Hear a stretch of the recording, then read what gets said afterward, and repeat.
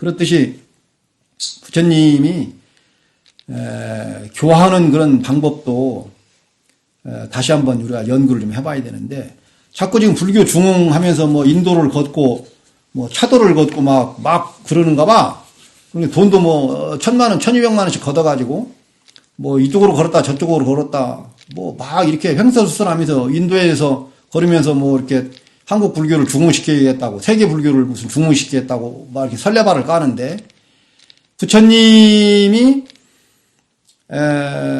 깨우침을 얻어서 29세 때 출가를 해서 35세에 깨달음을 얻는 거죠. 그래서 49일 동안 일주일씩 여기저기를 걷고 앉고 사유를 통하고 하면서 불교를 체계를 세워서 이제 5명의 동료, 그 5 고행자들 녹야원에 가서 이제 제도를 하는 거죠. 제도를 하는데 부처님이 그냥 가가지고 적당히 이 얘기 했겠냐. 그 5명은 부처님이 타락했다고, 고행을 하다가 단식을 멈추고 좋은 음식을 섭취하고 그러니까 과거로 돌아가고 싶어서 그런다, 이런 식으로 생각을 하면서 부처님을 외면하고 그러지만, 부처님이 가가지고 녹야원에서 내 얘기 좀 들어보시오. 내가 언제 이런저런 이 얘기를 좀 많이 한 적이 있느냐. 내 얘기를 좀 들어보시라고. 그래서 계속 설득하고 거기서 이 얘기를 해서 이제 그 본단냐, 교진녀라고 하죠. 그 스님이 제일 먼저 깨우침을 얻는 거예요. 그러니까 부처님이 흥분해가지고 너무 기쁜 거지. 안냐시 곤단냐, 곤단냐는 알았다, 곤단냐는 알았다, 막 이렇게 하는 거지. 흥분해가지고. 그래서 그 곤단냐는 이름이 안냐시 곤단냐가 됐어요. 알았다. 그러면서 이제 탁발 나가서 얻어다가 같이 나눠 먹고 또 공부를 시켜서 아싸지, 왓바 이런 그 다른 그 4명의 고행자도 서서히 이렇게 깨달음을 얻는 거죠. 그래서 그때 이제 부처님이 선언하기를, 이 지구상에는 오직 6명의 아라한이 존재한다. 이렇게 6명의 성자가 있을 뿐이다. 이렇게 이제 선언을 하죠. 그러고 난 다음에 시간이 이제 가면서 그 야사라고 하는 아주 부잣집의 아들이 부처님하고 비슷해요. 출가하는 그런 배경이 별장에서 무희들, 춤추는 뭐 기생들 같은 경우인지는 모르겠어요. 그런 사람들을 데려다가 이게 놀고 있는데 새벽녘에 돼서 이렇게 또 일찍 깨서 잠도 안 오고 그러니까 나가 보니까 무희들이 막 이렇게 옷이 치렁치렁 이렇게 널려 있고 침을 젤젤 흘리고 꼴불견으로 이렇게 있으면서 그 인생이 참 재난이다, 재난. 큰 재앙이다. 큰 고뇌다. 이 재앙이다. 이렇게 이제 고뇌를 하고 아침에 부처님 계신 어디 근방에 그냥 이 길을 나서는 거예요. 그냥 괴로워서. 그러면서 부처님이 이제 멀리서 부처님이 보니까 그 야사가 오니까 그 나무 밑에 이제 이렇게 앉아 있었죠. 앉아 있었는데 그 근방에 이제 와가지고도 이거 인생이 뭐냐, 이게 도대체 재난이다, 재앙이다, 이렇게 하고 오니까 부처님이, 이리 와서 앉거라. 여기는 너같이 큰 재앙도 없고, 뭐 재난도 없다. 그러면서 이제 그 야사에게, 인생을 어떻게 살면 좋은지, 어떤 것이 행복인지, 뭐 그런 얘기들을 이제 해서 야사가, 큰 감동을 받고 어떤 깨우침이 좀 있었던 거죠. 그러다가 이제 야사가 이제 집에 간 다음에 아버지가, 야사 어머니가 이제 그 보니까 별장에 와 보니까 없거든. 그러니까 이제 그 야사 아버지한테 이 얘기하니까 아버지가 이제 다시 야사를 찾으러 가요. 찾으러 가는데 황금 신발이 있으니까 그 야사가 벗어놓고 간 신발이 있으니까 그걸 따라서 가다가도 부처님을 만난 거지. 부처님이 또 야사에게 가르침을 줬던 내용을 똑같이 또 이렇게 이 얘기해요. 그러면서 야사가 집에 가더라도 옛날처럼 그렇게 활락적인 생활이나 호화스러운 생활이나 이런 걸 하지 않을 것이다. 그렇게 이 얘기를 하고 아마 출가할 확률이 많다고 이 얘기를 했겠죠. 그런데 암묵적으로 이제 그 아버지도 큰 깨달음을 얻었기 때문에 암묵적으로 그냥 이렇게 인정을 해요. 그리고 다시 이제 내려가가지고 부인이랑 와가지고 이제 부처님의 최초로 남자 신도가 된 거지, 그 야사 아버지가. 그 다음에 이제 야사 어머니가 그 다음에 같이 와가지고 또 여자 신도가 되고, 그래서 이제 야사를 출가를 시켜가지고 머리를 깎여가지고 집에 이제 그 탁발하면서 이제 가는 거예요. 그래서 이제 그 가족이 이제 부처님께 귀의하게 되고, 이 소식을 들은 야사의 4명의 친구 또는 50여 명의 친구가 야사가 누구를 만나서 저렇게 출가를 했다는 것은 그 스승이 이 굉장한 사람 같다. 우리도 한번 가보자고 해서 가서 만나서 이 얘기를 하면서 이제 전부 다 출가를 하지요. 그래서 61명이 그때 이제 승단의 구성원이 돼요. 그러면서 부처님이 여기서 이제 전도선언을 하는 거예요. 전도선언. 너희들은 이제 가서 이 가르침을 전하라. 사람들에게 가르쳐라. 그러면서 이 얘기하기를 처음도 좋고 중간도 좋고 끝도 좋고 논리적으로 문법에 맞게 잘 이 가르침을 전해라. 사람들이 이해하기 쉽게. 그러니까 논리적으로 일단 이 얘기를 해야 되겠고, 좋은 문법을 쓰고 좋은 말을 쓰고 부드럽게 이렇게 해서 사람들을 잘 교화하거라 하면서 둘이 가지 말고 혼자 가거라. 그래서 수타니파타니에서 무소불처럼 비구는 혼자 가라고 그런 내용으로 해서 지금 교화가 시작되는 거죠. 여기서 이 중요한 것은 불교 중흥이라고 하는 것은 부처님이 얘기했듯이 가르침에 대한 것을 논리적으로 사람들에게 설득해야 된다. 잘 설명을 해야 된다. 근데 나는 출가해가지고 이런 것을 배워본 적이 없는 거예요.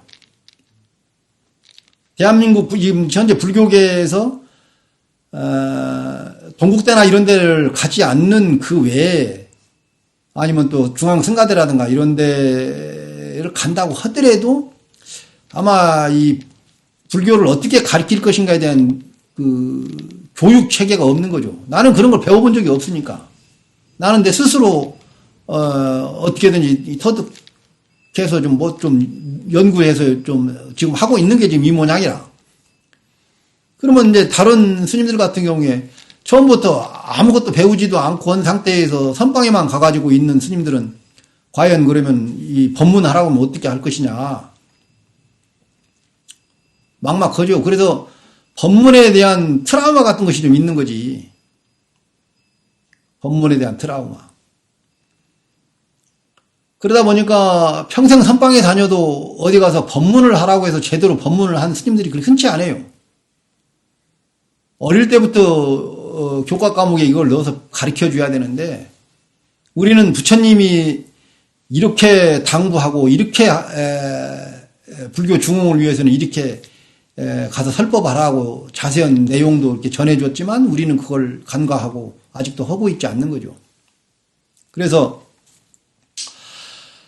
불교가 탄생되는 과정이 이렇게 해서 탄생이 돼요. 그럼에도 불구하고 그냥 뭐 인도를 걷는다, 절에서 절로 뭘 걷는다고 이게 불교 중흥이 되냐고. 돈 몇 억을 들고 수억을 들여가지고 이런 프로그램을 만들어서 일반 스님들의 연수교육 다 무료로 시키면서 불교를 어떻게 하면 잘 가르칠 것인가 이런 체계도 세워주고 뭔가 해줘야 우리 스님들이 불교를 잘 가르칠 거 아닙니까? 내가 어릴 때 광주에 충장로에 이렇게 자주 가보면 그 신학대학교 학생들이 충장로에서 와가지고 무슨 얘기를 하는지 모르지만 되는 얘기 안 되는 얘기를 혼자 그 길에 서가지고 계속 이 얘기를 하는 거예요. 그래서 내가 한 번은 도대체 무슨 얘기를 하는가 해서 옆에 한번 서서 한번 들어봤다니까. 근데 내가 들어도 말이 안 되는 얘기요. 학생이기 때문에. 근데 모니터링을 옆에서 누군가가 해요. 끊임없이 이 얘기를 하긴 해야 돼. 무슨 얘기를 하든지. 그래서 그런 훈련을 하게 되는 거예요. 근데 우리는 어떻게 법문을 해야 되고 이런 것이 전혀 과목이 없는 거죠. 그래서 저희들은 한국 불교가 실패하는 그런 그 원인 중에 하나도 반드시 이게 지금 교육에 이런 문제점들이 있다. 교육 자체도 논리적으로 하지를 잘 못하고 하늘천 따지 이렇게 하듯이 옛날 서당 교육을 배웠으니까 거기서 한 발짝 더 나가서 그 요약을 어떻게 할 것인지 어떤 게 진실이고 어떤 게 약간 허구성이 있는지 이런 것도 좀 논의를 해가면서 잘 가르쳐야 되는데 그냥 해석하고 끝나버리는 사유를 할 수가 없는 거죠. 사유. 그래도 이 불교 중흥이 되려면 부처님이 이렇게 하셨듯이 뭔가 조목조목 논리적으로 잘 가르치는 또 잘 배우고 이런 것들이 먼저 이렇게 선행이 돼야 되고 그 다음에 두 번째는 뭐 기도로 일관되어 있잖아요. 기도. 사실 이 기도라는 말을 쓰면 안 되는 것이죠. 누구한테 빌어요? 어느 대상자가 있잖아요. 빈다는 얘기는. 절대 신에게 빈다는 것이 지금 이 좌전에 나와 있는 그 기도의 의미가 그런데 빌기자에다가 빌도자. 절대 신에게 뭔가를 빈대. 근데 우리 불교는 비는 게 아니거든. 근데 어느 시점인가 가가지고부터는 계속 그냥 기도로 일관을 해요. 그런데 입시 기도, 사시 기도, 지금은 그렇게도 말을 바꿔버렸다 또. 사시에는 부처님께 공양하는 그런 의식이거든요. 옛날에 뭐 제가 어려서 이렇게 보면은 칠성불공이라고 했어요. 불공이라고 그래, 불공. 부처님께 삼보에게 공양하는 그런 공덕으로 우리 아들이 좋은 마음이 편안하고 뭐 시험에도 합격을 하고 뭐 우리 어머니가 돌아가셨는데 좋은 세상에 갔으면 좋겠다. 그러면서 그런 부처님 삼보에 공양하는 공덕으로 모든 것이 좋아지면 좋겠다고 해서 불공이라고 했는데 그래서 저희들은 그것을 바라밀이라고 또 하기도 해요. 묵바라밀. 남한테 자꾸 베푼다는 거지. 이게 다 공이라고 해, 공. 불공. 그런데 어느 시점인가 가가지고 이 기도로 갑자기 둔갑해서 우리가 지금 신불교로 전락을 해버렸어요. 신불교. 구불교가 아니고 지금 신불교야. 그러면서 지금 불교가 이런 이 지경이 지금 되고 있는데도 지금 걷는다고 하고 뭘 해서 불교 중흥을 일으키겠다고 그러는데 이건 너무 허구성에 지나지 않는 거죠. 그래서 이 부처님의 가르침을 정말로 진실하게 이렇게 옳고 그름이 뭐고 또는 진짜가 가짜가 뭔지 이런 것에 대한 불교냐 아니냐 이걸 좀 잘 구분해야 되는 거죠. 지금 우리 대승불교라고 해서 부처님 시대와 너무 많이 떨어졌기 때문에 온갖 사상과 잡것들이 많이 불교에 붙어 있어요. 그러다 보니까 저희들이 바른 불교를 습득하는 것은 정말 어렵다. 부처님이 성도를 하고 가장 먼저 이 얘기한 것이 이제 팔정도에 대한 얘기를 한 거 아니에요? 중도의 길을 가라. 중도. 중도란 뭐냐? 팔정도를 중도라고 그랬죠. 그런데도 불구하고 우리 국민정서라든가 스님들이 잘못 이 얘기를 해가지고 중도 그러면 가운데만 얘기를 하는 거예요. 흰색도 아니고 검정색도 아닌 남자도 아니고 여자도 아닌 그 중간 회색지대를 중도인 것처럼 포장해서 지금 중도 얘기해요. 그래서 중도 뭐 좌파다, 중도 보수다 이런 것 등이 뭐 저 어릴 때 중학교 때 뭐 미국이나 유럽의 그 정치계에서 뭐 언론에서 많이 얘기했는데 나는 그때 그 얘기가 무슨 얘기인지 잘 몰랐어요.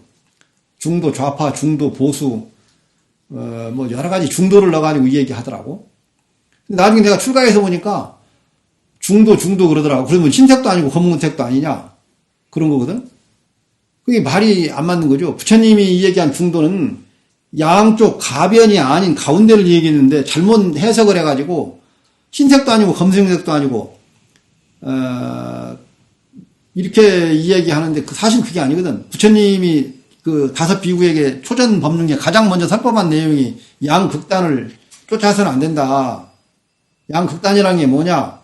하나는 당신이 해보니까 초호화스러운 생활, 이것이 나태를 불러일으키고 감각적인 쾌락만을 자꾸 불러일으키기 때문에 요런 극단을 가서는 절대 안 된다. 또 당신이 엄청난 고행을 해봤잖아요.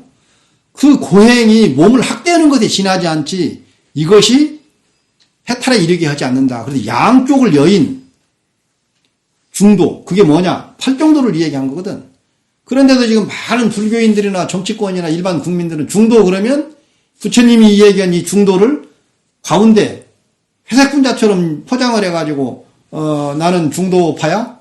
그래서 저기 민주당도 아니고 국진당도 아니고 그냥 가만히 입 다물고 있는 거야.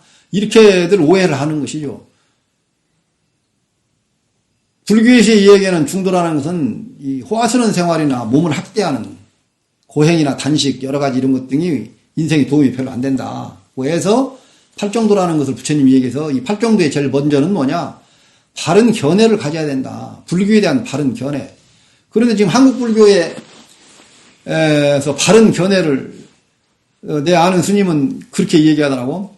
한국 불교 사회에서 바른 불교를 바른 견해를 갖는다는 것은 수십 년이 걸려도 안 된다. 자기도 40년이 다 되어서 바른 이 견해라는 게 뭔지를 조금 알게 된 거죠. 그러면서 얘기한 거예요. 왜? 유교도 여기 안에 들어가 있는 것이고, 도교도 들어가 있고, 그 다음에 대승불교에 이상한 신적인 것도 있고, 이렇게 많이 깔려 있기 때문에, 여기서 불교냐 아니냐를 옥석을 가리는 것은 굉장히 어렵다. 40년 중노를 한 스님이 불교에 대한 바른 견해를 갖는 것은 정말 어렵다. 수십 년이 걸려도 안 된다. 이렇게 얘기를 해요. 얼마나 힘들겠어요, 그러니까. 아주 쉬운 건데도 불구하고, 내가 옛날에 배웠던 것을 다 가지고 그것이 맞다고 생각하니까, 내가 새로, 이건 잘못된 거야, 이렇게, 배워도, 내가 40년 동안 그렇게 알고 지냈는데, 그것이 아니라고? 그러면 멘붕이 오는 거 아니에요? 그 중에 하나가 뭐냐? 관음신앙이에요. 관세음보살 하는데 법화경의 관세음보살 보문품에 보면은 내가 그냥 어디 태평양에 어선을 타고 가다 난파되어서 한 20명이 빠졌는데 거기서 누군가가 하나가 관세음보살을 계속 부르면 관세음보살이 손을 쭉 내밀어서 싹 구제해 준다는 거야. 다른 거 할 거 아무것도 없대. 관세음보살만 계속 부르면 된다는 거야. 이게 도대체 말이 되냐고. 이게 그때 당시 그 힌두 신적인 개념이 들어와가지고 이 불교가 돼버린 거지. 그래서 인도의 비슈누라든가 또는 시바라든가 이렇게 아주 권능적인 신 같은 개념이 불교하고 접목을 해가지고 그냥 갑자기 관음 그것이 나타난 거예요. 천수천하 눈이 청개고 손이 청개해서 어디든지 가면 너 있는 곳에 가면 그냥 다 지켜보고 있대. 그래도 네가 그냥 관세음보살을 계속 부르면 다 구제해줘 버린다는 거야. 그래가지고 지금 무슨 천일 기도를 한 번 했니, 두 번 했니, 세 번 했니, 자랑이 오게. 그러면 과연 그게 불교일까? 초기 경전에 상일다니까인가 그런 얘기가 나와요. 바라문이 요즘에 이렇게 보니까 자기 아버지가 죽어서 겐지스강에서 아버지 시신을 목욕을 다 시켜가지고 이렇게 들고 불의 신에게 우리 아버지 극락세계에 가도록 이렇게 계속 기도를 이렇게 축원하고 기도를 하면은 우리 아버지가 극락세계에 갑니까? 부처님한테 여쭤보는 거예요. 부처님이 거기에 대한 답변으로 예를 들어서 얘기하는 것이 네가 저 호수에다가 돌을 딱 던져놓고 돌아 떠올라라 떠올라라 떠올라라 그러면 돌이 막 떠오르냐? 그러니까 안 그러는데요? 그러면 다시 버터 항아리 이것을 갖다가 호수에 던져놓고 가라앉아라 가라앉아라 가라앉아라 신이여 신이여 가라앉게 하소서 가라앉게 하소서 막 그러면 이게 막 가라앉으냐? 아니요. 그와 똑같다. 불교는 철저하게 자기 수행이고 자기가 자기 육바라밀 바라밀을 닦는 거죠. 그래서 공 불공 수행 공덕 공덕 공 그 공을 들이는 건데 이런 것은 어디 가고 없고 계속 목탁을 치면서 사분정근이라 해가지고 관세음보살을 염하고 아미타불을 염하면 자기 아버지가 그냥 죽었는데 그냥 극락세계로 막 가버리는 거예요. 이러다 보니까 불교의 이 바라밀 공덕을 쌓는 행위라든가 이런 것에 대한 이야기는 스님들이 잘 하지 않더라고. 그리고 입장료를 받아서 먹고 살기 때문에 이런 것에 대한 이 얘기라든가 공부 이런 것들이 전혀 없어. 그냥 어떻게 하면 주지대 와가지고 사찰 관리를 잘 할까. 이것이 로망이고 꿈이에요. 어떤 사람들 보면. 그래도 좋은 승용차 타고 다니고. 이것이 이제 불교를 자꾸 지금 현재 잘못 찬 건데 그런데 이런 것은 이제 저희들이 새롭게 좀 정리를 하고 좀 불교 중흥을 새로운 지금 현 시대에서 어떻게 정립을 해야지 불교 중흥이 일어나느냐 늦긴 했지만 이런 것에 대한 지금 종단 차원의 어떤 논의가 지금부터 돼야 되고 새롭게 정리를 좀 해야 될 그런 상황이다. 이렇게 생각을 해요.